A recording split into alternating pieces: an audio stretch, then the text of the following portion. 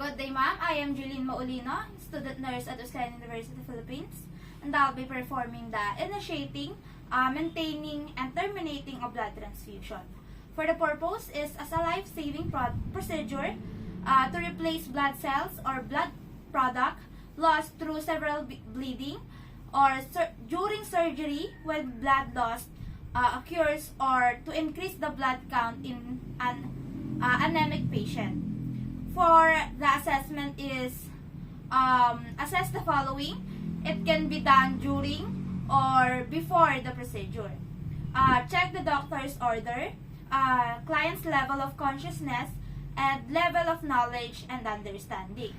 Client's potential risk to bleeding disorder and disease or injury to extremity, and client's vital signs, health workers, and client's allergy to latex, and availability, sterility, and integrity of the needed materials. And last is if the client has already signed the consent form. Identify the client with other nurse taking note of the following, such as must be done or it must be done at the client's bedside. First is client's name, blood group, and RH type. Good day, sir. I am Julene Maulino po, your student nurse for today. I'll be your nurse from 8 a.m. to 3 p.m. Sir, can I check your wristband? Sir, can you state your name and birthday? Okay po, sir. Archin Maulino. Birthday is May 1, 2002. So, sir, can I ask your blood type? Okay. And then next is cross-match compatibility.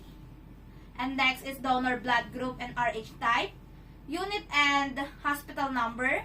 Next is expiration date and time on the blood bag, and type of blood product compared with physician or qualified practitioner order, and presence of clots in the blood. And the next is gather and arrange the following materials, such as hypo tray to hold the materials, blood administration set, and 250 ml normal saline solution, and manufacture set containing number 18 to number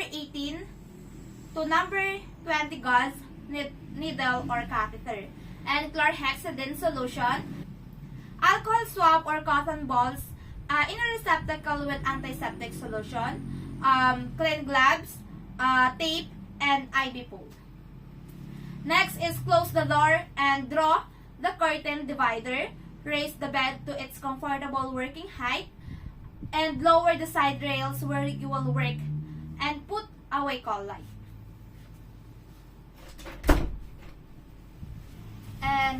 And the next is do hand wrap and wear clean gloves.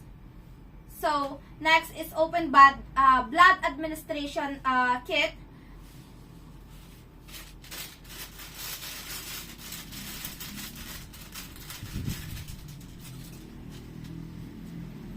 And invert the blood bag gently several times to mix the cell with the plasma, and move roller clamp to off position.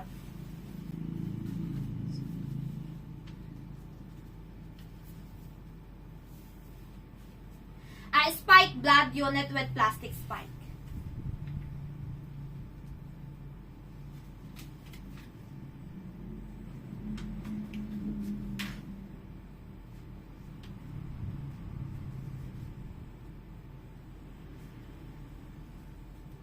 And the next is hang the blood unit on the IV pole 3 feet or 1 meter above the client.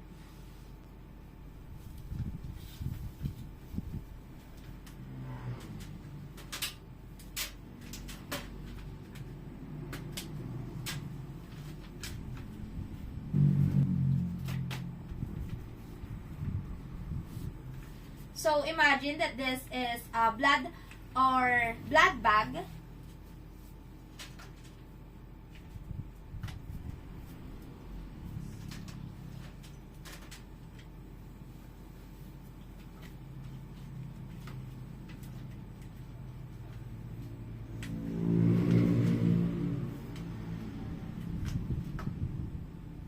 And then next is squeeze drip chamber and allow the filter to fill the blood.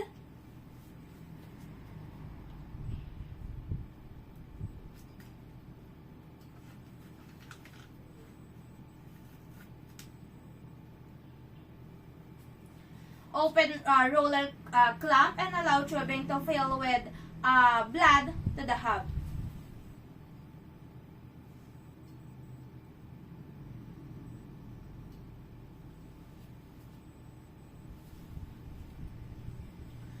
And then next is prime another IV tubing with normal saline and piggyback it to the blood administration set with a needle and secure all connection with tape.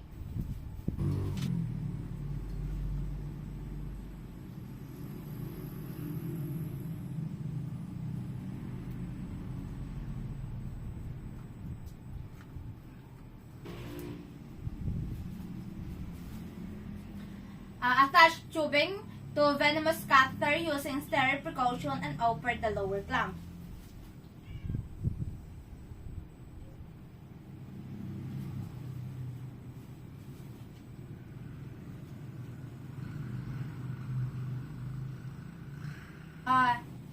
And the next is infuse the blood at the following rate, 2 to 5 ml per minute according to the physician's or qualified practitioner's order.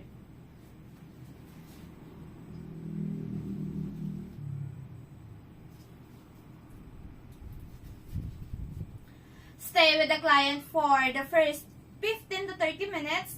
Monitor vital signs every 5 minutes for 15 minutes, then every 15 minutes for 1 hour, then hourly until after the infusion is completed.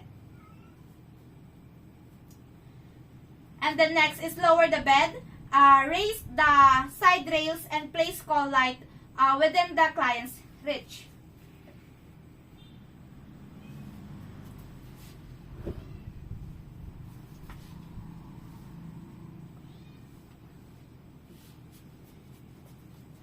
Dispose all non-reusable items properly, clean and disinfect the reusable items and rearrange to its proper places.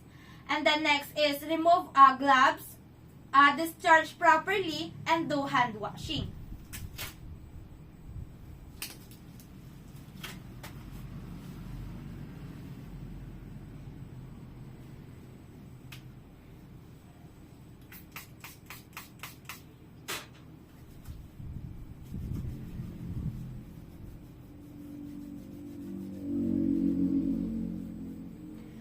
Evaluate client's response to the procedure and document the procedure and other data in the client's chart.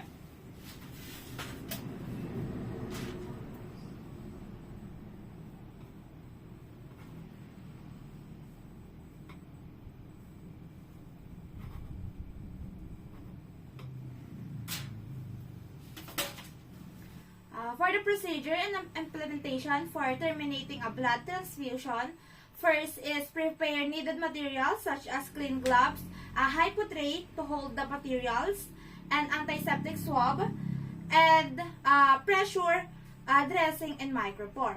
And the next is rub hands with hand sanitizer and wear clean gloves.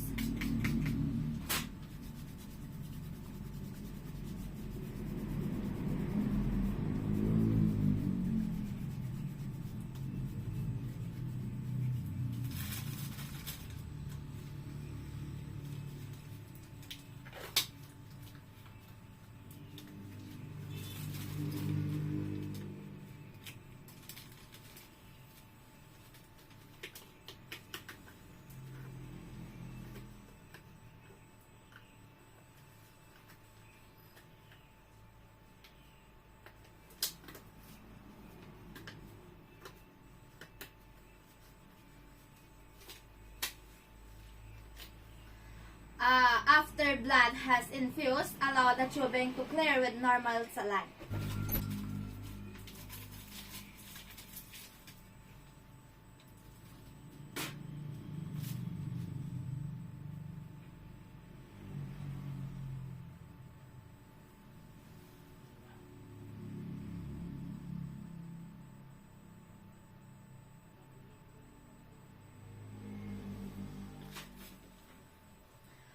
And then next is raise the bed to its comfortable level and lower the side rails where you will work and put away call light.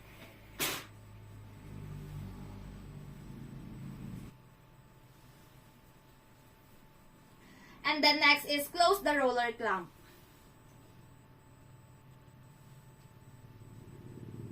Remove the tape securing the needle by using antiseptic swab or cotton ball with alcohol.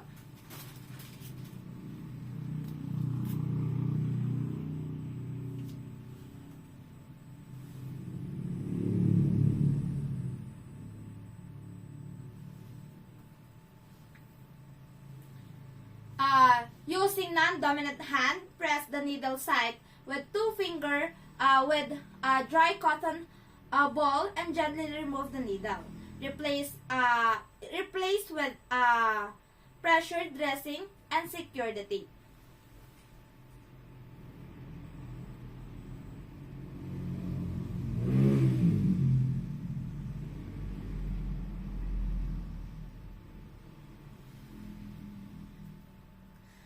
And next is lower the bed, raise the side rails, and place the call light within the client's reach.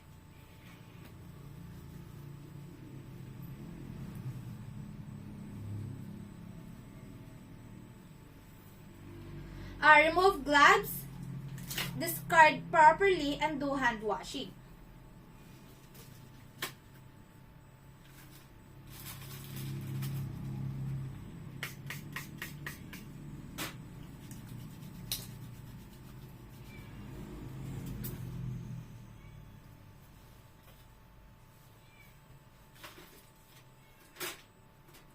And then next is document the procedure and other data in the client's chart and in the client's chart.